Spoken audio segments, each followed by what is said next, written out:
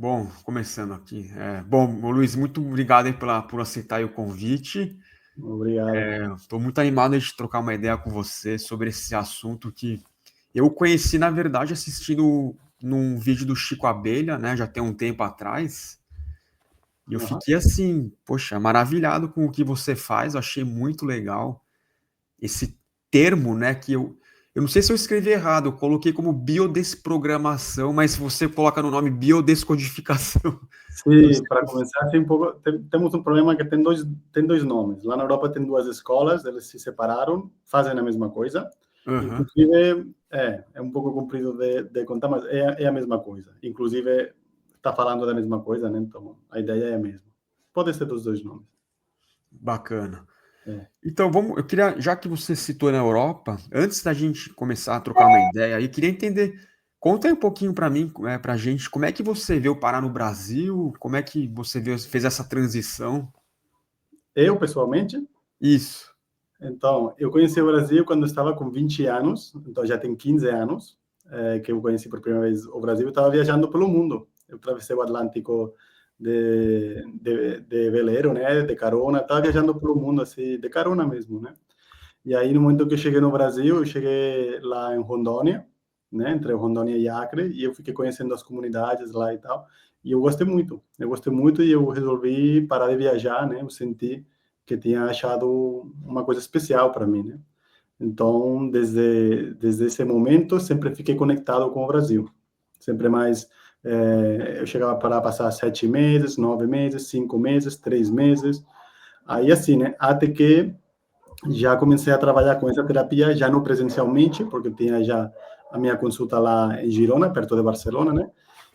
Aí eu comecei a trabalhar online depois da pandemia, né? E aí, de repente, eu vi que dava para trabalhar online. Então, nesse momento, eu pensei, ou agora ou nunca. Eu vou agora para o Brasil já definitivamente, ou nunca mais vou ter essa oportunidade. E aqui estou, já tem 3 anos agora. Uhum. Qual que era a terapia que você fazia antes? Como é que foi isso? Então, a terapia que eu fazia é essa aqui. Já tem 12 anos Ah, que, tá. que comecei a estudar, né? É verdade que eu fazia medicina chinesa também, fazia acupuntura, antes que isso, né? Mas desde o momento que eu conheci essa terapia, eu parei tudo o outro e eu só fui com essa já. Maravilha.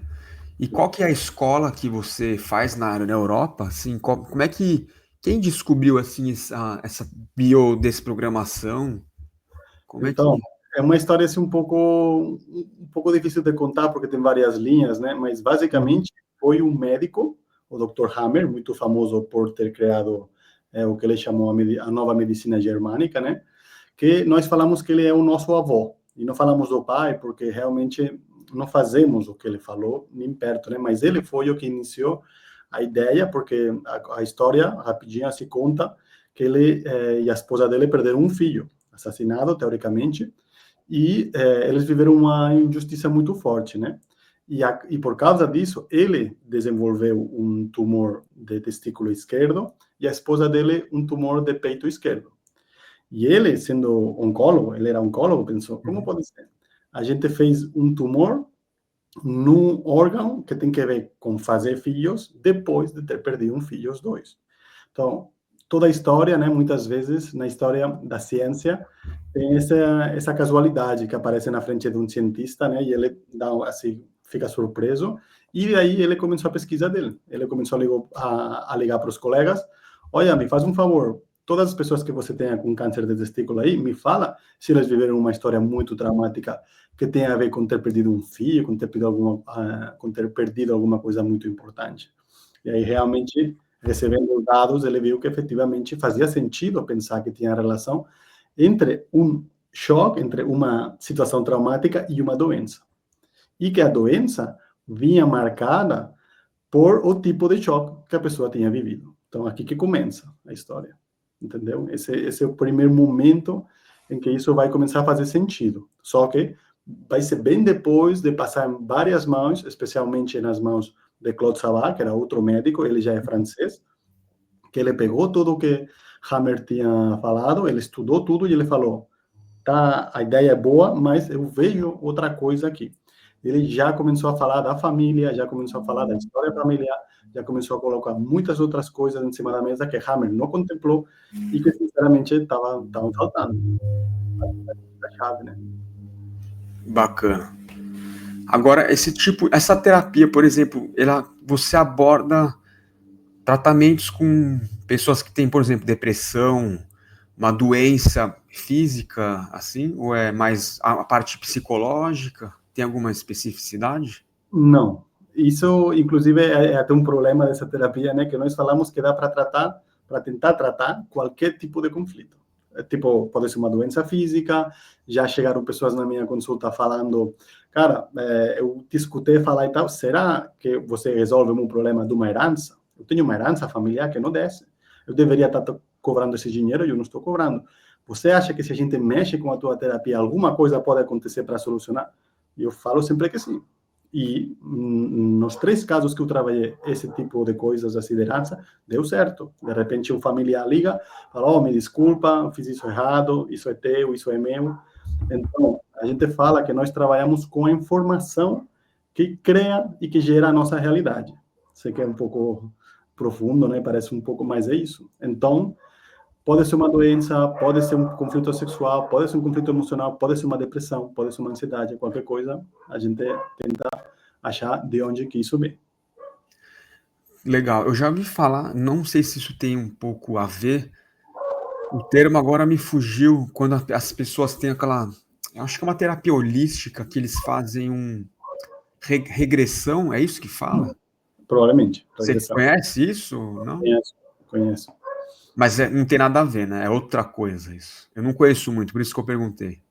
Tá, então, a regressão, eu não conheço muito também, não, mas na minha opinião, a regressão, igual que muitas outras terapias e estados de consciência alterados, o que eles fazem, tentam fazer é abrir a tampa para ver o que sai, que eu acho muito bom, né?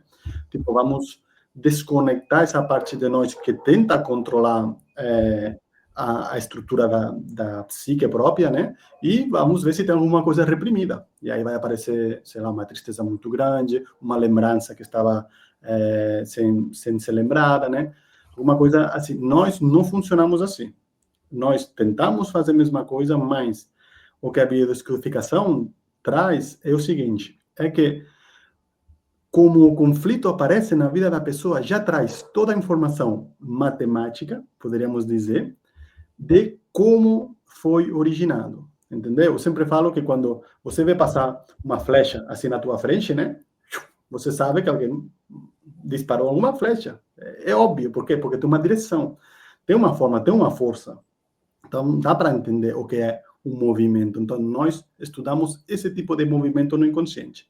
A pessoa, por que com 25 anos essa pessoa, de repente, tem ansiedade? Por quê? Até que ponto ele tinha antes, até que ponto tem mais agora, o que foi que disparou, qual é a idade que a pessoa tem, qual é a situação que levantou isso. Tudo isso é informação suficiente, já com a ansiedade própria, porque poderia ser uma depressão, poderia ser uma doença na pele. Então, tudo isso é uma acumulação de informação que a gente sobra para falar, ó, essa história que isso está trazendo. Então, a gente procura a história que tem atrás de tudo o que acontece na vida da gente. Então, essa história, o paciente, né, a pessoa, no caso, ele tem que relatar isso para você, ele conta do passado, tipo, ele precisa Isso, falar sobre a vida, né, no caso. sim, mas eu que faço a abordagem. Então, Tá. e inclusive, depois de estudar muito essa terapia, eu fiquei se tentando explicar que existem 2 tipos de terapia. Existem as terapias mais passivas, onde, como falávamos, né, esperamos que alguma coisa chegue desde a pessoa, né? Oh, bora, me fala, me conta, e a pessoa vai contando. Nós não fazemos isso, nós fazemos uma abordagem. Eu vou dirigir a conversa. Eu faço perguntas e a pessoa vem comigo, eu deixo a pessoa se expressar, com certeza, não é que eu pergunto uma coisa e depois corto ela, mas a pergunta, ela tem um objetivo. Quando a gente atinge o objetivo, a conversa fechou e vamos para outra coisa. Então, a gente vai avançando. Avançamos até chegar no ponto onde a pessoa vai vincular a experiência que está vivendo agora com a experiência do passado. Isso é, a gente fala de ressentir. Ela vai sentir o que ficou sem sentir no passado. Dá para entender? Criamos uma catarse na pessoa. A pessoa, poxa, não tinha ligado nisso. Como tinha esquecido que eu vivi tudo isso com o meu irmão ou com a minha irmã, que agora estou revivendo com o meu amigo ou com a minha parceira, por exemplo. Entendeu? A gente chega a vincular pontos inconscientes através da conversa, mas não acontece de forma fortuita, não acontece a pessoa falando. É nós que vamos levar a pessoa para fazer acontecer essa ligação. Maravilha. Isso me lembra um pouco, não sei, acho que eu devo estar errado aqui nessa afirmação que eu vou fazer, mas isso tem um pouco a ver com a psicanálise da clássica, assim, um pouco? Tem bastante a ver. Tem de diferença isso que eu falei.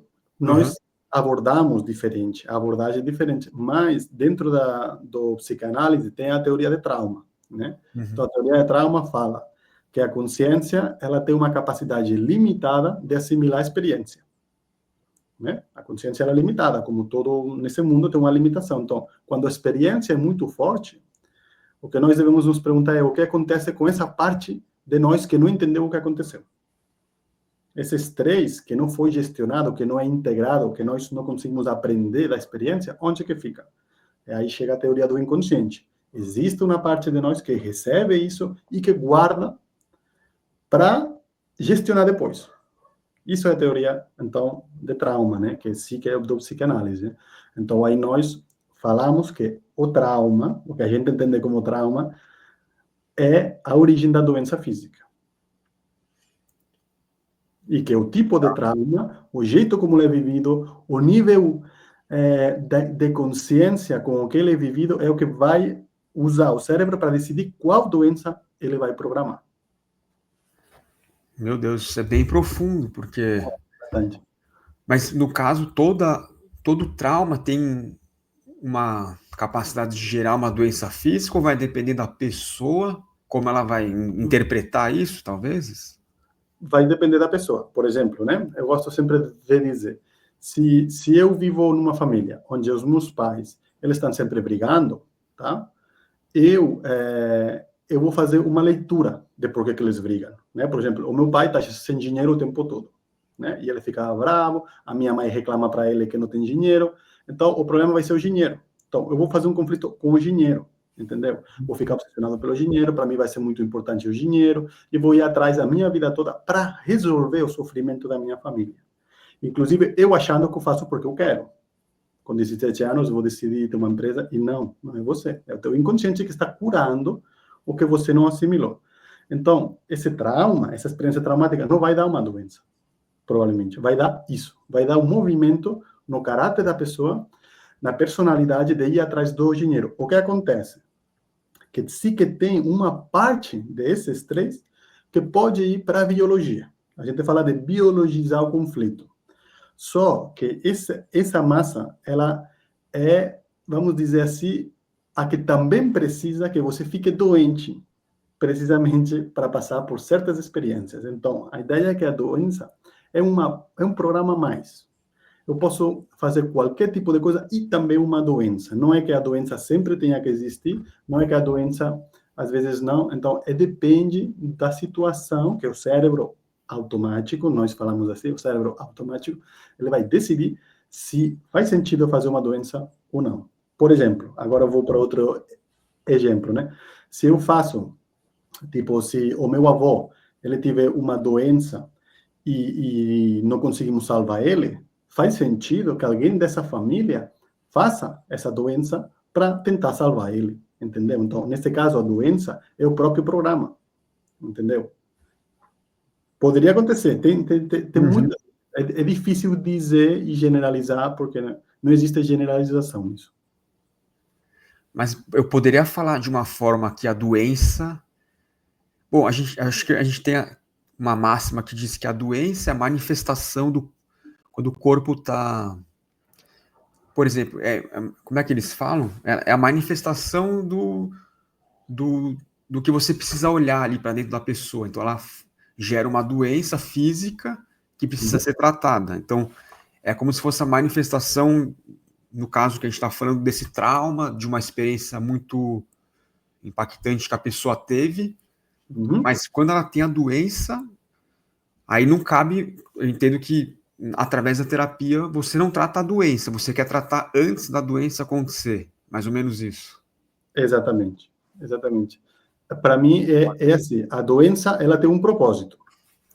Esse Uhum. propósito é que a gente contate com o sofrimento que não foi assimilado, como já falamos. Então, às vezes, chega uma pessoa com uma doença e nós, em vez de terminar de fazer o que a doença veio fazer, fazemos outras coisas. Eu não. Eu gosto de dizer, se a doença, nós já sabemos que serve para isso, vamos escutar ela. Como? Do jeito que podemos, matematicamente falando, tipo, por que nessa idade, o porquê depois dessa situação, e por que nessa parte do corpo, e por que com essa magnitude ela apareceu aqui. Às vezes é como, não, mas olha para você, para suas emoções, mas qual emoção? Qual parte de mim? Não, você tem que se trabalhar, mas tenho que trabalhar o quê? Então, a bioscodificação dá a chave para dizer, você tem que trabalhar na idade de 7 anos, a relação com a tua mãe, aconteceu esse ponto, e você viveu desde essa perspectiva, porque por isso a doença está nessa parte do corpo e não noutra. Então, eu sempre falo que é a bússola. A doença, ela é simbolicamente uma bússola para nós terapeutas saber encontrar de uma forma muito mais rápida, junto com a pessoa, a história que originou essa doença. Que não é a pessoa. Digo isso porque muitas pessoas ficam nessa. Ah, eu tenho alguma coisa errada em mim, por isso estou doente. Não é. Tem uma história no teu sistema e também no teu sistema familiar que está querendo ser escutada. E temos que encontrar ela, revelar, abrir, observar, falar sobre ela e conectar com ela. E já. Perfeito. Agora, isso tem uma. Quando você fala em sistema familiar, isso me lembra muito da constelação familiar, né? Não Uhum. sei se tem alguma. Como é que fala? Uma relação direta com isso? Tem bastante a ver, né? Inclusive, as duas nascem na Alemanha, né? Tipo, Aham. é um alemão, né? Na verdade, ele tira de certas práticas africanas, a constelação familiar, mas eu sempre gosto de falar que trabalhamos com o mesmo sistema, que é o sistema familiar. Então, com certeza, somos como uma irmandade um pouco, né? Mas o jeito como elas nascem, o jeito como elas são desenvolvidas, criaram caminhos totalmente diferentes onde a constelação ela procura novamente abrir o sistema para que ele se expresse, lembra? Só que nesse caso não vamos fazer uma hipnose, não vamos fazer outra coisa, senão vamos oferecer os sistemas que as pessoas somos, né, os nossos corpos, as nossas emoções, para entrar dentro de um campo de informação, para quem não sepa como funciona uma constelação, a pessoa entra e fala, eu quero trabalhar esse conflito. E vão aparecer os representantes, pessoas reais que estão na mesma sala, que vão receber essa informação. Ou, às vezes, a gente projeta com bonecos, né? E isso faz que a informação do inconsciente fique representada na nossa frente. Nós mexemos essa informação entendendo que isso está gerando um movimento no inconsciente. Então, se parece muito só que eu gosto de dizer que nós não precisamos de bonecos, com todo de bom para os bonecos, tipo, não tem problema, mas se eu tenho uma doença que está me dizendo uma história tão clara que eu posso estudar ela simbolicamente, não preciso representar ela, nem oferecer um veículo de representação quando já está sendo representada. A doença já é uma representação. Isso é o que eu sinto que a constelação às vezes não percebe, que estamos sempre constelados. A minha vida, como ela é montada, o que eu faço e como eu sou, é a máxima expressão de o que aconteceu na minha história familiar. Então, eu trabalho diretamente com essa informação. Não precisamos pedir que ela chegue, porque já está aí, já está sempre aí. Nossa, perfeito. Legal. A pessoa, ela tem, então. A gente tem nosso pai e a nossa mãe, né? O filho não sei se é uma forma meio reducionista de falar, a gente é a expressão dos nossos pais, né? A gente nasce através da nossa mãe, a gente carrega, né, os genes do nosso pai e da nossa mãe. Posso talvez fazer uma afirmação que a gente recebe, aliás, a gente herda tanto, como é que chama, personalidades do pai e da mãe, e às vezes, no caso, a gente tá com uma certa. A gente vê isso como um problema. Vamos supor, meu pai é muito muito bravo, minha mãe é muito atirada, e eu herdo isso dos meus pais. Na minha vida, isso vai se manifestando de uma forma que eu não gosto, ou isso começa a me gerar um problema, aí você pode ter uma ansiedade, qualquer coisa, né, que seja. Então você quer tratar isso através dessa desconstrução, mais ou menos. Acho que é mais ou menos isso que entendi. Eu não sei se entendi muito bem a pergunta. Exatamente, tipo, para mim é importante trazer uma coisa que não falamos muito, que é um conceito chamado lealdade familiar. A lealdade familiar é os vínculos que a gente cria na nossa família, né? E isso é a tendência de reproduzir. Mas é interessante porque, às vezes, quando falamos de padrões familiares, né? O meu pai é assim, por isso eu sou assim, tipo, por isso eu sou desse jeito, né? Tem, primeiro que tudo, é normal se parecer ao pai e à mãe. Às vezes é entender que você tem um pai que eu tenho, vai fazer o quê? Né? Às vezes a gente briga contra uma verdade, a verdade não tem como brigar contra ela, é integrar esse fato, né? Mas às vezes nós nos sentimos vítimas dessa herança. E nós não somos vítimas da herança. Existe um processo dentro de nós chamado lealdade familiar que faz que nós seamos canais de receber essa herança. Não sei se dá para entender o que eu estou dizendo. O padrão familiar, ele acontece porque no inconsciente existe uma decisão interna de reproduzir ele. Então, a gente, através dessa terapia, vamos nos aprofundar para revelar o sofrimento com o qual você está em contato com o pai, por exemplo, para você heredar esse sofrimento. Por exemplo, posso colocar um Claro, exemplo? claro. Por exemplo, muitas vezes, não? O meu pai vivia muito e eu estou vivendo. E eu não quero viver, porque estou me parecendo ao meu pai, que era a última coisa que eu queria na minha vida. Porque a pessoa que está vivendo, sendo que tem um pai alcoólatra, por exemplo, o que ele não sabe é que ele está fechado no medo a ser como o pai. Quando você está vinculado através desse sofrimento que você não assimilou essa experiência, você simplesmente saiu correndo e agora quer ser diferente. Mas o sofrimento está lá atrás, sem ser sentido. Esse sofrimento é o que promove o medo e o que faz que você seja tão estrito, que você queira fazer tudo bem. Mas essa culpabilidade inconsciente vai te afundar. Vai te levar em dinâmicas de autonegação que provavelmente a porta mais simples, devido à história, vai ser o alcoolismo. Uhum. Então, a lealdade, ela não é o amor para o meu pai. Às vezes é o ódio por ele. Então, trabalhar o conceito bem trabalhado, que isso é para mim, a perla que essa terapia traz, é entender como funciona o fato de por que eu heredo uma coisa e não outra. Isso, e a gente se perde muito na genética, né? Já para terminar, mas sempre, agora, por exemplo, nas minhas aulas em espanhol, porque eu tenho escola em espanhol, agora estou fazendo já português, vamos começar em setembro, Bacana. e tem duas pessoas que são adotadas. Elas não têm a história familiar, e uma delas se transformou 3 doenças. Então, não é a genética. Nunca foi a genética. Não é genética. É através do vínculo do amor inconsciente com a mãe ou com o pai que desce toda a informação. Não é uma herança gravada em pedra que eu tenho que estou sometido a ela. Não é isso. A gente aprende a liberar através do processo de entender o sofrimento. Quando a pessoa não conhece os pais, no teu caso que você falou, pessoas são adotadas, a abordagem é mais difícil para você como terapeuta? Como é que...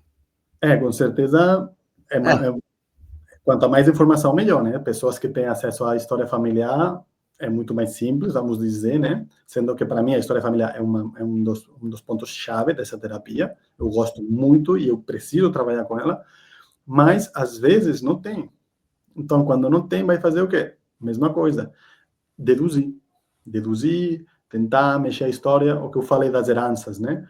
Como que eu trabalho uma história com uma pessoa e, de repente, o tio, que fazia tanto tempo que não ligava, liga para ela pedindo perdão e dando dinheiro, por exemplo. Já vi isso acontecer. Então, muitas vezes, eu sempre falo que, num ponto simbólico e um pouco assim mais mágico, né? Mas seria que uhum. nós temos direito a ser bons.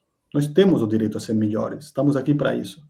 Então, entendendo que essa informação vai nos ajudar nesse processo, nós precisamos confiar na vida em que, se vamos pelo caminho certo, as informações vão chegando. E acontece. E tem os registros. né? Os registros familiares, não sei muito como é no Brasil, estou na Aham. investigação disso, mas lá na Espanha funciona muito bem. Então, a pessoa tem que ir lá, tem que falar com os familiares, tem que procurar, às vezes, tem que fazer uma viagem, às vezes acontece, não sempre, mas se for o caso, e a doença é o que tem, e dá para ver que essa história vale a pena. Dentro dessa viagem, a pessoa vai passar por experiências que têm tudo que ver com o processo de cura. É óbvio para a pessoa, cara, eu fui lá, nossa, eu realmente foi uma viagem interna, eu estava dentro de mim, porque isso, esquecemos que somos a história familiar. A nossa percepção da realidade é que nós criamos a nossa vida, e isso não existe. Isso não existe. Se eu te falo do teu passado, da história familiar, de certas pessoas, e eu começo a falar, você vai começar a vibrar, tipo, você está falando de mim. Uhum. E é isso que fazemos. Geramos uma vibração interna através de contar a história familiar, para eu poder tirar coisas de mim, para eu poder chorar certos aspectos que eu não sabia nem que tinha. Você tá de uma forma expor para fora, né? O que está meio reprimido, talvez. Exato, exato. Esse sofrimento não assimilado, agora já está pronto para ser vivido. Agora sim. Quando você dá, então, é tipo, dá nome aos bois, né? Quando você... Isso, exatamente. E isso é a palavra. É.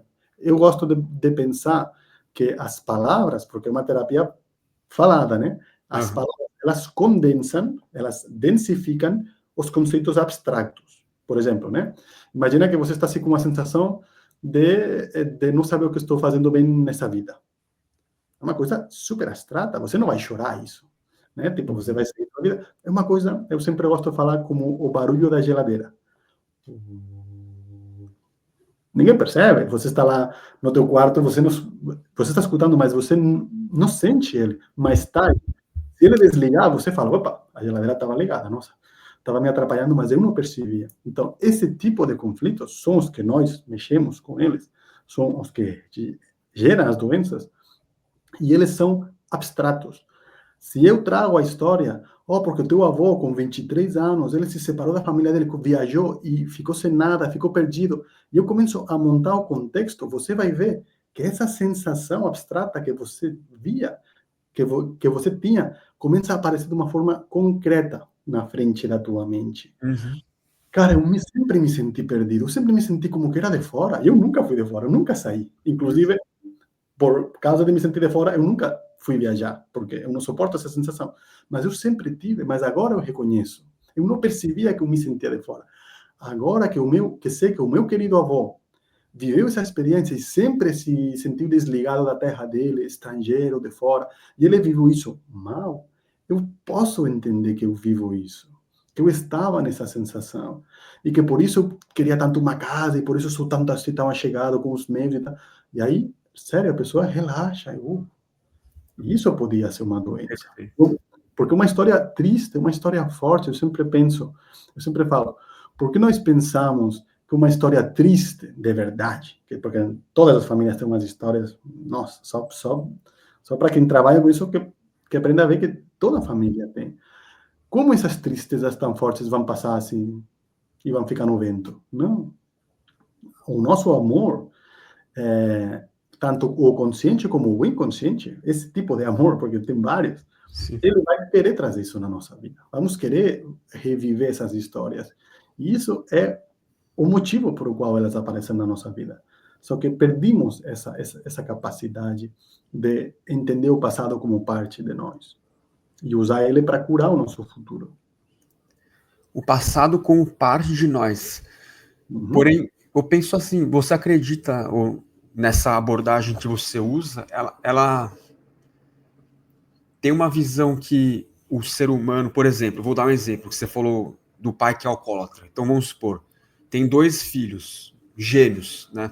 Filhos de um mesmo pai. Uhum. E o pai é alcoólatra, certo? Só Sim. que os dois filhos, beleza. Um dos filhos, ele virou alcoólatra. Ele começou a beber, porque viu o Sim. pai bebendo, ele meio que, acho que tem um certo trauma, enfim, seja lá o que aconteça, ele tem o gene de ser alcoólatra, ele começa a beber e se torna uma pessoa problemática com álcool, e o outro irmão dele, ele se torna um médico e trata pessoas com... faz cirurgia de fígado, né? Pessoas que têm traumas, foram alcoólatras, por exemplo. Então, eles, os dois, um vai para um caminho totalmente diferente do outro. Isso. E aí, porque eu penso assim, né? Depois eu quero entender o que você pensa sobre isso, usando a sua abordagem. Que a pessoa, ela não é...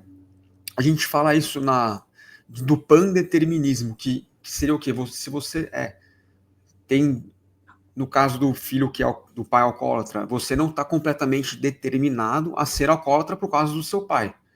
Eu acho que tem um certo... A pessoa espiritual que está por trás, ela tem o poder de escolha, né? De se pensar assim, poxa, eu tenho um trauma de ver meu pai daquele jeito, eu não quero ser assim, ele vai para o caminho totalmente oposto. Não sei se ficou claro o que eu quis... Ficou muito claro, e para mim, sinceramente, você acertou muito, e eu vou entrar com o meu abordagem ao respeito, né? Claro. Porque você trouxe que vai ser a parte negativa do pai, né? Ele vai reproduzir esse sofrimento, ele vai repetir a história, nós falamos de repetir, e outro vai reparar a história. E quando conta a teoria da dissociação, vemos que vai ter pessoas na árvore genealógica que vai entrar em repetição e outras pessoas em reparação. O negócio é quando você é a pessoa que está em repetição e está bêbado, tipo alcoólatra, né? Porque a pessoa, ela acha que é ela. E que o irmão, que é o médico que está curando pessoas, ajudando e que tem sucesso e que está lindo e tal, e não sei o quê, né? Um cara que está de boa com a vida, ele vai pensar, poxa, por que o meu irmão, ele é assim, e eu sendo gêmeo, tendo a mesma genética, estou nessa?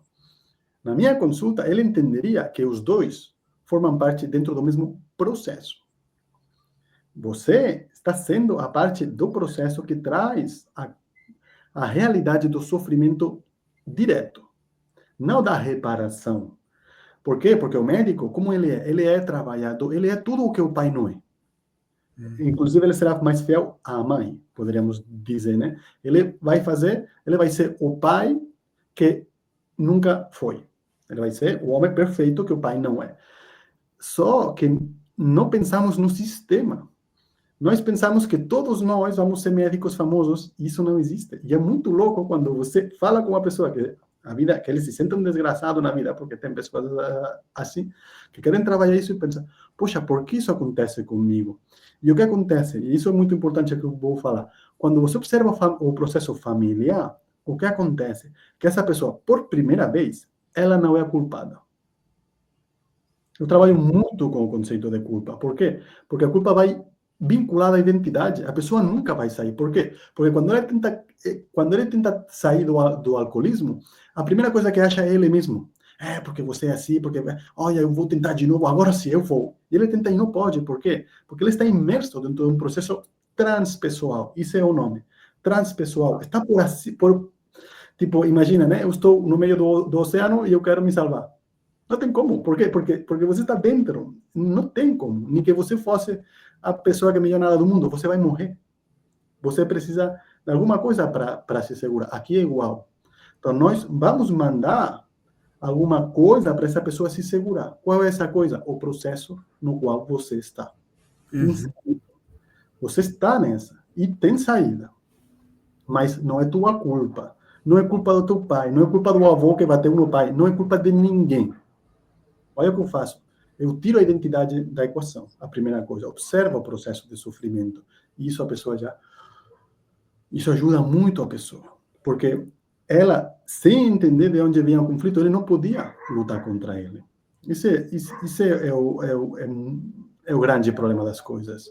Que a pessoa não está recebendo a perspectiva original do conflito.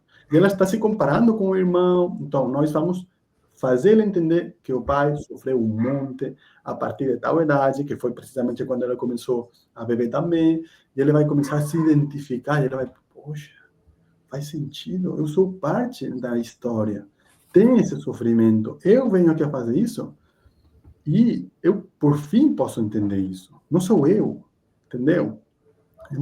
Para mim é muito bom, em certos processos especialmente, é sempre muito bom, mas em certos processos, observar a família, porque a identidade pode observar o processo sem se culpar. Isso é muito importante, porque muitas terapias, primeiro, você tem que se trabalhar, te fazem assim. É o Isso. problema, você trabalha as tuas emoções, trabalha as tuas sombras. Eu faço assim, mas qual sombra? Desculpa, estou aqui, estou Isso. parando o tempo, estou aqui, estou querendo mudar. Não, você tem que mudar, você tem que ver. Mas me orienta como? Nós não fazemos essa confrontação. Nós pegamos, eu sempre falo, a nossa terapia pega a mão da pessoa e ficamos olhando para fora, juntos, somos amigos. Olha a tua família, olha o teu avô que viveu com 23 anos, olha, a esposa dele deixou, tal, ele ficou sozinho, tal, e ele... Porque imaginemos que ele começou a beber depois dos 23 anos, ser abandonado por uma mulher. E não é brincadeira. Olha, estou inventando a história ainda assim da descarga. Por quê? Porque é assim como... E a pessoa fica... Mas, puxa, eu perdi todo o dinheiro, aí vai procurar a história. E o avô, ela foi com todo o dinheiro embora, por exemplo, né? Poxa, mano, esse trauma que estava trabalhando, agora entendo por que me aconteceu isso. E toda essa tristeza que me chegou, que eu não conseguia gestionar, claro, não era minha. Não era minha. Como podia gestionar toda essa bola de conflitos na minha cabeça? E é isso. A pessoa, de repente, percebe que ela está dentro de um movimento maior que ninguém tinha reparado, e vamos ajudar a pessoa a segurar isso para libertar agora, sim, todas essas informações. Ou seja, no caso, a pessoa ela não tem o controle dessa força, vamos dizer assim. Tipo, quem está no controle? Agora, eu queria, quem está no controle disso, entende? Vamos supor, você falou do sentimento da culpa. Não devemos, a pessoa não deve se sentir culpada de nada. Mas então, quem que está, né, no comando, entendeu? Quem que é a pessoa ou é os antepassados? Eu Então, fiquei meio na dúvida. é uma pergunta muito profunda, né? Eu tinha um professor que falava, a culpa é dos símios. Tipo, leva para cima. De alguém será, mas não é nossa, né? Por quê? Porque é uma paradoxa, né? Então, Uhum. dentro dessa paradoxa, para mim, tem duas forças brincando entre elas. Uma é o eu, pessoal, Luiz Espinosa, sou uma pessoa, né? Sou um tipo com um monte de coisas que me definem como identidade e que me autopercebem como que estou vivo e que tenho minha própria vida. Mas tem a parte de mim que é heredada, que é programada. Por exemplo, eu não criei os meus olhos. Alguém me deu. Tipo, Deus, com a Uhum. vida, a ciência, cada um vai escutar, mas eu nasci e já os olhos já existiam nesse mundo. Então, eu não criei eles. Eu uso os olhos. Eu sou os meus olhos. Sim, mas são meus, não. Então, tem uma paradoxa aí, que é que tem uma experiência sendo vivida dentro de um contexto. E o contexto não é livre. Você não chega num mundo onde você tem tudo o que você quer. Não. Então, Claro, claro. esse contexto já vem marcado pelo passado. Então, o que Jung falava era o seguinte: o eu tem que ser capaz de destrinchar o mundo onde ele cresce, mudando ele. Eu sou uma peça essencial nessa vida que vai mudar as incoerências que eu vejo, curando o mundo ao mesmo tempo que eu me curo. Isso é a ideia. Então, quem está comando é um processo consciencial, se você vai ver. É o mundo e é nós ao mesmo tempo. Para mim, é assim, ele combina de forma perfeita. Você vem trazer ao mundo o que você pode trazer e o que o mundo precisa. Isso é a perfeição, poderíamos dizer, para a pessoa que vê perfeitamente quem é que está no comando. Está no comando o próprio aprendizado, mais allá de nós. Não é decisão, é um processo da consciência, que na minha opinião, a consciência ela cresce, cresce, se amplifica e ela vai para frente sempre. Igual que a natureza ela tende a sobreviver e a evolucionar, né? Então, é difícil dizer. Total, total. Mas com certeza não é culpa tua. Isso eu sim sei. Sim. Eu não sei quem tem a culpa, mas com certeza não é você. Isso é o ponto. Não é do trabalho, culpar alguém, né? É apenas Exato. tem um sentimento ali, mas a gente não precisa apontar o dedo, né? Acho que, de fato, porque não tem um. Qual é o ganho disso, né? Imagino. Não tem. Essa é a pergunta. É uma satisfação momentânea. Tipo, é o que o próprio gatilho te manda, mas isso vai te deixar onde? E se acontece, acontece, tudo bem. Porque a pessoa, então eu deveria fazer outra coisa. Eu falo, cara, se você está programado para fazer isso, vamos entender por que isso. Vamos falar, e aí vai chegar com a irmã. Nossa, eu sempre queria xingar, tipo, ela me xingava, e quando eu ia responder, ela chorava, montava um drama, e eu não podia fazer nada. Já, desmonta, e de repente eu quero um conflito, vira uma brincadeira. Não é não é assim, de repente, poxa, toda essa parte de mim que eu estou sofrendo bem disso. E é só uma brincadeira. Quando você observa ela, desde essa perspectiva, é uma brincadeira. Isso faz que a experiência integre. Muito rápido. Nossa, é incrível. Até tem uma frase famosa, acho que foi o Freud que falou. Ele falou assim: às vezes um charuto é apenas um charuto. Que o É, Freud tem essa coisa da psicanálise, o ser humano precisa sempre usar dos prazeres da vida para liberar a tensão, né? Eu quis falar isso que me lembrou agora. Agora me diga uma coisa. Você fez esse processo com você, né? Quando você estava começando a estudar. Como é que foi para você passar por isso? foi muito bom. Foi muito bom. Eu gosto de dizer que, a longo prazo, a despromoção ela tem a possibilidade de mudar a tua vida. Totalmente. É o meu caso. E não só a minha vida, sino a vida da minha família. Então, para mim foi muito bom. Quando eu cheguei do Brasil, né, com o negócio das experiências que eu tinha vivido aqui, eu identifiquei na despromoção biológica o processo que eu já estava passando. Então, para mim tem uma sincronicidade um pouco especial, que é que eu já vivi experiências anteriores, só que não era de fato isso que estava acontecendo. E quando eu vi a explanação, eu entendi que a pessoa que estava trabalhando, ela entendia tudo, toda a minha pessoa. Cara, ele me pegou, me leu assim, não me culpou de nada, me levou a entender, funcionou. O que eu vinha trabalhar solucionou, e eu fiquei super surpreso. E a gente só ria na sessão, porque as minhas sessões, muitas pessoas quando terminam falam, nossa, o seu trabalho deve ser super legal. E eu falo, é mesmo. Quando eu me encontro com uma pessoa, muitas vezes é muito, porque a pessoa fica surpresa, nossa, porque quero que você entenda que a surpresa da pessoa, quando começa a achar que na história da família está tudo bem, a pessoa começa a rir. Eu como, mas é uma brincadeira? Mas como ninguém tinha visto isso? Eu sempre falo, pois já estou aqui há anos dizendo, ei, galera, que existe isso, e todo mundo... Blá, blá, blá. É muito louco. E a gente começa a rir, e a pessoa começa a fazer uma descarga de observar o processo no que eu estou, né? Então, eu passei por isso, e eu já passei por muitas, né? Eu já passei crises curativas, porque com o tempo, você não só desprogramar uma doença. Muitas pessoas chegam aqui a fazer uma doença, por exemplo, né? Ou um tema, mas as pessoas que se inscrevem no curso, como eu fazia com os meus professores, é muito tempo, você entra dentro dessa frequência e você começa a destrinchar toda a história familiar. Toda, quer dizer, você primeiro vai ver que tem toda a história do avô, depois da avó, depois dos pais dela, depois dos irmãos, depois, e aí vai, e vai. Estou 12 anos e não paro de achar chave o tempo todo. Cada vez mais rápido, inclusive, cada vez mais profundo. Então, para mim, a minha experiência no início foi muito bom, mas a longo prazo foi uma estrutura de vida, em todos os sentidos. Tipo, eu sempre falo que a expansão me deu o pão, me deu a Sim, saúde, sim. tudo. Tipo, na minha opinião, não posso reclamar, não. Antes de você, eu queria entender um pouquinho, o que foi que te trouxe? Antes de você fazer a formação, você estava trabalhando, não sei o que você fazia da vida, que você ouviu um chamado da vida ali, que a vida te trouxe você cair nesse curso aí que você começou a fazer, assim, como é que... Então, eu vou te compartilhar aqui, não sei se você sabe, mas o que me aconteceu a mim foi que eu conheci a ayahuasca, entendeu? Eu estava viajando, assim, de maluco, Aham. né? Tipo, eu sou europeu, para entrar um pouco em contexto muito rápido, europeu da minha idade, Deus não existe, a vida é material, bora fazer tudo o que você puder e você vai morrer, e fechou. E quem quiser achar ou acreditar em outra coisa é porque é um covarde, sabe? E quer um europeu, né? Aí eu cheguei na selva do Brasil, na floresta, e eu tomei o chá, sem saber o que era, porque eu sou respeituoso com as culturas indígenas, e onde eu vou, eu tento...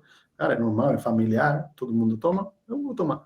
Tomei, e aí foi, puf, tipo, espera o que está acontecendo, e aí a curiosidade foi tão grande para mim, e de repente vi que a minha pessoa estava mudando a uma velocidade muito grande, eu resolvi ficar. Como eu falei, eu queria chegar aqui, eu não vou seguir viajando, isso é meu lugar, vou ver o que acontece comigo aqui. Então, tipo, eu quero entender mais o que está acontecendo. E ao pouco tempo, há 7, 8 meses lá, já resolvi ir para a Espanha para estudar terapias. Porque dentro da própria ayahuasca eu vi, tá, agora que você já entendeu, não vai ficar aqui fazendo nada, não. Vai para a Europa e vai estudar. Vai estudar terapias, o que você quiser, e a partir daqui você vai começar a ajudar as pessoas. Porque você já passou um processo, e foi isso o que eu vi. Eu voltei e eu comecei a estudar medicina chinesa. Eu sou professor de Qigong, de meditação, estava muito nesse mundo, mas rapidinho, assim, tenho 3 anos nesse mundo e já conhecia a explanação biológica, e no momento em que eu vi como a pessoa estava trabalhando, eu percebi que acontecia exatamente o que acontece comigo quando eu tomo ayahuasca. O mesmo tipo de raciocínio, tipo, tá, eu estou sentindo um medo, né? Tenho um medo. Tá, esse medo vai para aqui, vai para lá. Eu dirijo essa parte da minha vida e também aquela outra. Uma em reparação e outra em repetição. Tá. E aí, de repente, eu conseguia entrar dentro desse medo, sem querer, e eu achava o meu avô, vivendo uma experiência com 28 anos, e eu, poxa, meu avô foi perseguido na guerra, pá, claro, por isso sou assim, tá, tá, tá, tá. Isso era o que acontecia comigo. E ao dia seguinte eu era outra pessoa. E eu pensava, nossa, esse chá, que coisa incrível, tipo, Meu Deus. me faz encontrar a chave das coisas, como assim, né? Que depois eu vi que agora, por exemplo, agora estou descobrindo o breathwork, a respiração, e faz a mesma coisa. Então, tem muitas técnicas que fazem esse processo. Porque é natural. Porque a consciência, quando ela é travada, o processo de destravar é sempre o mesmo. Você vê a parte de repetição e a parte de reparação, você junta elas, e isso gera uma imagem de a origem, que por fim pode ser vivida, e já.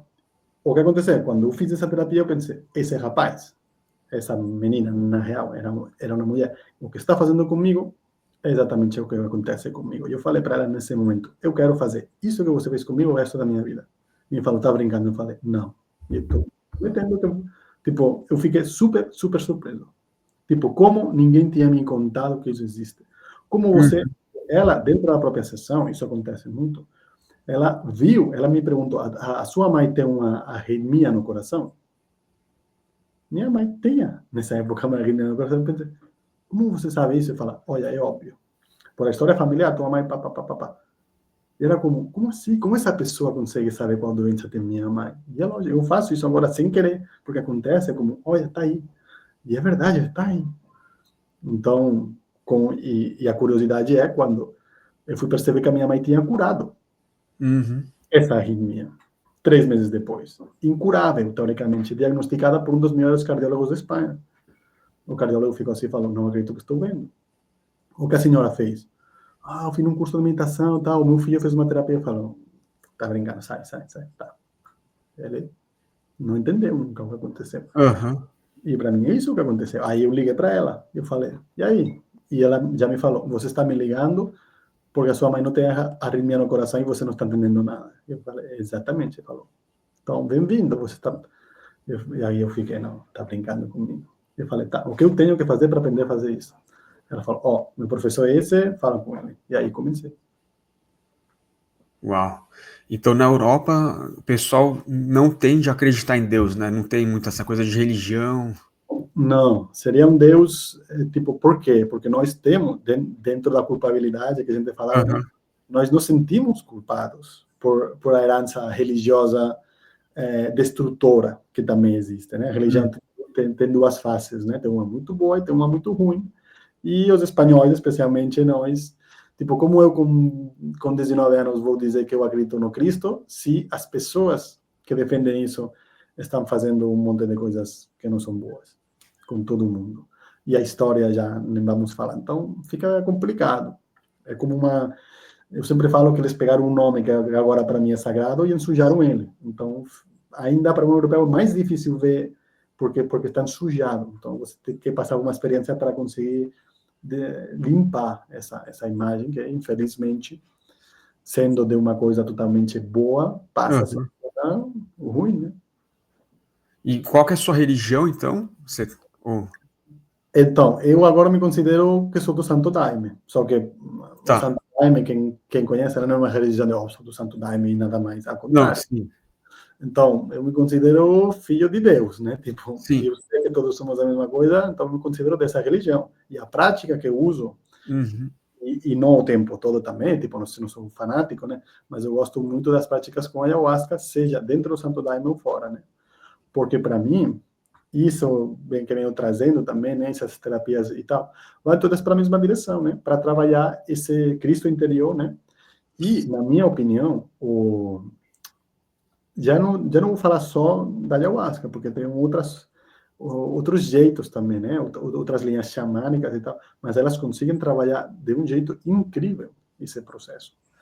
De uma, eu não sei se você sabe, mas quando o LSD ele foi descoberto, ele era em pesquisa psiquiátrica e eles já falaram que tinha achado o remédio para a mente, para qualquer tipo de conflito. O que aconteceu? Que a gente chegou aos Estados Unidos, chamou para a guerra do Vietnã Uhum. e ninguém queria ir. Não, não vou matar ninguém, não. Não, mas para a tua pátria tem que matar. E falou, vai lá, não vou matar ninguém, Olha só. muito menos por umas cores. Se esquece. Aí falaram, não, aqui temos que fazer alguma coisa. Tipo, a nossa missão militar aqui não. E o que fizeram? Colocaram milhões de dólares em propaganda, falando que faz buracos no cérebro, tem um jovem que pulou da janela, tudo mentira, não é brincadeira. Entendi. Não sou eu Nossa. que... Tem um documentário na Netflix que conta essa história, chama-se Como Mudar Sua Mente, está na Netflix, todo mundo pode Ok. assistir. Conta essa história que eu estou contando, que é que é. E então, infelizmente, foi proibido até na pesquisa. Porque eu entendo que você não quer jogar isso para a população, eu entendo, mas deixa os pesquisadores. Não fecharam tudo. Até agora, que estão começando de novo. Então, é outro jeito de trabalhar a personalidade. E para mim, já não vamos falar do LCD, que já Aham. funciona sendo num hospital, sem ninguém saber o que está fazendo. Imagina se vamos procurar uma planta que é natural, trazida com consciência desde faz milênios. Não tem como lá, Claro. é uma maravilha. Você Entendeu? acredita, uhum. Você acredita que é possível, talvez não na sua terapia, mas trabalhar a cura da pessoa humana com o uso de psicodélicos? Isso é uma combinação boa, assim? Tem estudos que falam sobre... Eu já li um pouco sobre isso, eu queria entender sobre o seu ponto de vista. Tem. Não, para mim é o futuro. Inclusive, você está no Canadá, né? Se não me engano, o Canadá, Isso. junto com a Austrália, foram os primeiros dois que, na saúde pública, temos que entender o processo que passa uma coisa assim, não é brincadeira. Para Canadá aceitar que um psiquiatra pode dar psilocibina, que é cogumelo mágico, e LSD.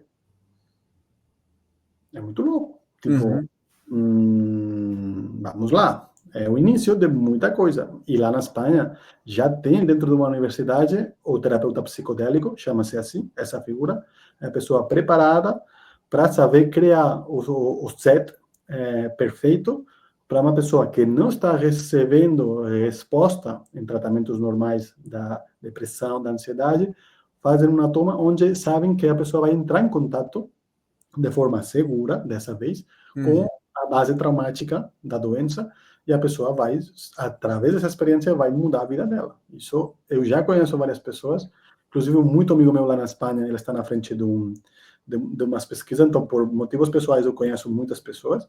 O meu irmão, inclusive, faz pouco, ele me ligou um dia, Luiz, eu vi esse documentário e tal, será que eu posso começar com umas microdoses? Porque assim existem as microdoses, você não tem nem que passar por experiências fortes.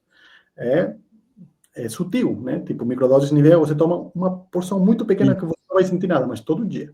E aí, não é brincadeira, está estudado, começa a criar um monte de redes neuronais que não existiam, alimenta nisso, e aí já vai para frente. Então, faz muito sentido para mim. E eu sou um caso. A minha mãe, eu lembro muitas vezes, porque Aham. imagina que no Brasil é complicado falar da ayahuasca, mas é legalizado e tudo. Lá na Espanha, falar da ayahuasca, você é um louco. E já várias pessoas, assim, numa comida, meio de brincadeira, ai, Pilar, a minha mãe, aí o que você acha de o teu filho falar assim abertamente que toma ayahuasca? E a minha mãe uma vez ficou assim e falou, vou falar uma coisa aqui para todo mundo. Eu não sei o que é ayahuasca, não, mas a ayahuasca salvou meu filho. Meu filho não é como ele é agora. Eu comecei a ver o potencial dele e que ele é uma pessoa que tem alguma coisa que fazer nessa vida, depois que ele toma ayahuasca. Então, ele não dava, ele ia sem cabeça, é verdade. Ele não tinha direção, não tinha conexão, não sabia onde que estava indo. Isso é um problema.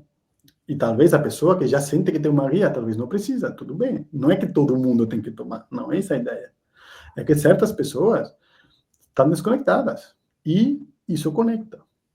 Então, eu não falo que é para todo mundo, não falo isso. E isso é o que, não sei se a gente tem tempo, mas eu tenho uma teoria, inclusive, derivada de uma experiência com os indígenas, estava numa cerimônia, né? E o que aconteceu? Eu vi o processo que isso vai tomar, não porque a gente vê o futuro, sino porque tudo é um processo, né? Tudo evoluciona. Então, o que acontece? A psicodelia, ela é perigosa? É perigosa. Mas um avião não é perigoso? Claro. Um carro não é perigoso? Uma moto é muito perigoso. O que acontece? Que a sociedade integra o perigo para extrair o benefício. Então, tem pessoas agora que é como pegar um carro, faz 100 anos, um Ferrari e entrar, e não é isso. É um processo, gente. E tem provas de alcoolemia, tem policiais, tem fiscalização eletrônica, tem várias coisas que fazem que isso seja seguro. Tem um ABS, tem um airbag, tudo isso tem um cinto de segurança. Então, vai acontecer a mesma coisa. Gente, não é para jogar assim, que é o que acontece com as drogas, infelizmente. São as mesmas substâncias jogadas na festa. Claro que não dá certo. Claro, como vai dar certo? É como pegar um carro e te jogar na praia, não. Vai atolar. Precisa uma DR que esteja. Eles estão trabalhando, sem dúvida nenhuma, nesse ponto, entendendo quando, que substância, que quantidade, e quando não. Quais são os fatores? O que aconteceu? Que como proibiram, não dava para fazer isso. Estão muito atrasados porque foi proibido. E proibir nunca é uma solução. E a partir de agora, isso já está sendo considerado como uma saída total. Está mudando bastante, né? Total. E tem tudo a ver com a musicoterapia também. Porque eles perceberam que psicodelia com música, sem música, não existe. Se você vai ver, que usam enteógeno, são grandes culturas com uma capacidade musical desenvolvida através da prática dessas cerimônias. Então, eu tenho a teoria também de que o que cura não é a substância, o que cura é a música. Só que a tua pessoa, a nossa personalidade, como ela é constituída, a música, ela fica na superfície. Sinto uma coisa, essa música gostei, fala de tal, fala de qual. Mas quando você ingere uma substância que amplifica a consciência, temos que diferenciar as que bloqueiam a consciência e as que amplificam a consciência. Não podemos colocar, não tudo é droga, não. Tem umas que bloqueiam e outras que amplificam. O que acontece se eu escuto uma música muito linda, que fala de que eu sou uma boa pessoa, que fala de que a vida tem sentido, de que a natureza está aqui para nos cuidar, de que o futuro é brilhante, de uma abertura? Eu vou me curar, eu vou ter uma experiência. E essa experiência vai dar o quê? Vai dar novas conexões em mim. E o que acontece se eu tenho conexões novas? Eu vou agir diferente. E o que acontece se eu agir diferente? Que o mundo muda. Que o mundo muda. E é isso. Então, eu acho que através desse trabalho interno, com certeza, vai ter benefícios para todos nós. Inclusive, sei que estou falando muito, tem pessoas que falam, não gosto da psicodelia. Não? E de onde você acha que o seu iPhone foi criado? Desculpa, mas quem que cria os computadores, esses sistemas também feitos? Os jovens que tomam psicodélicos lá na Califórnia. São eles. Silicon Valley todos os caras tomavam mesmo, né? Então, tudo bem, você não tem que usar, mas você já está usando a psicodelia. E sempre vai usar, e não tem problema. E não é como você, é um processo coletivo. Eu vejo isso. Uma psicodelia coletiva. Acho que todo mundo, você está usando o iPhone, está usando o produto que foi feito disso. não é brincadeira, sabe que tem uma pesquisa, inclusive está na Netflix também, Aham. em outro capítulo que é alucinógenos, é diferente. Ele está com a mente em poucas palavras, alucinógenos. Você vai lá e tem uma bateria de pesquisas. E uma delas pega 1.000 pessoas que estão há mais de 2 anos procurando fechar a teoria de doutorado. Uma pessoa que está pesquisando, uma coisa séria, e ele está já há 2 anos, né? Cara, assim, e não bate, dá uma dose de LSD. Antes de 20 minutos depois da deixa, já tem achado a chave. Meu Deus. Não sei se é um 80% deles consegue resolver. Então, tudo bem. Claro que numa festa não faz sentido, tudo bem. Mas isso tem umas funções, como tudo nessa vida. Claro, claro. O contexto é muito importante, né? Porque E se eu, você está numa festa, não, música, não tem por que tá. posso pegar, tipo, você pode fazer mal com qualquer coisa nesse mundo. Claro, claro. Eu posso pegar sei lá, uma legume e fazer uma besteira com uma legume, entendeu? Tipo, não é, Sim. podemos ficar brigando com uma coisa, porque senão tem que entender que tem que ter contexto. É isso. Saber usar qualquer ferramenta, né? Posso pegar um lápis e matar uma pessoa, né? Você consegue, mas você tem que aprender como usar um lápis, para que serve o lápis. É mais ou menos essa analogia que eu faço, pelo menos.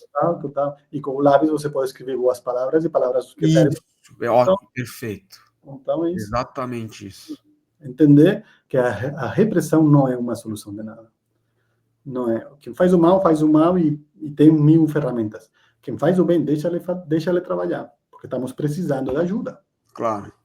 Tem muitas pessoas que estão dizendo, não, cara, tem uma depressão, não, você não pode usar isso porque é proibido.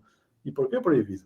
Estou vendo que um monte de pessoas estão se beneficiando em outro país e eu não posso, porque não, porque isso é ruim, isso é imoral. É imoral para você, mas eu quero me curar. Não, mas eu estou bem. Tá, você não tem depressão, mas eu tenho depressão. Sim. Claro. Para mim, a parada é ajudar. Chegamos nesse mundo para ajudar. E é isso. E tenta ajudar e abre a mente. E o objetivo tem que ser ajudar, não falar o que é o correto e o que é incorreto. Não, ajuda. Claro. Concentra em ajudar. E tudo o outro, seja flexível para cumprir o teu objetivo de ajudar. Maravilhoso. Deixa eu falar, acho que já estamos finalizando aqui. Eu queria que você contasse um pouquinho.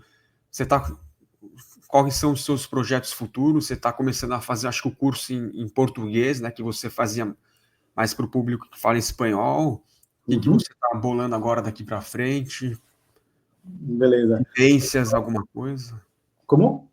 Não, se você está realizando, vai fazer alguma vivência que você faz com as pessoas, não sei, algum curso, alguma coisa assim?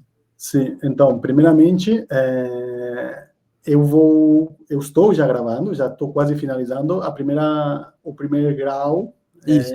em bioscodificação, que, na minha opinião, não tem ninguém que fez um curso assim antes no Brasil. É novo, é tudo isso que venho contando, sem todas as partes da entrevista, né? Senão a técnica pura, não tem opiniões minhas no meio, é como eu recebi o passo acrescentado e bem explicado em um infoproduto, onde também a pessoa tem uma experiência. Então, tem a parte teórica, mas também tem a parte prática, onde eu trabalho os conflitos com a própria pessoa.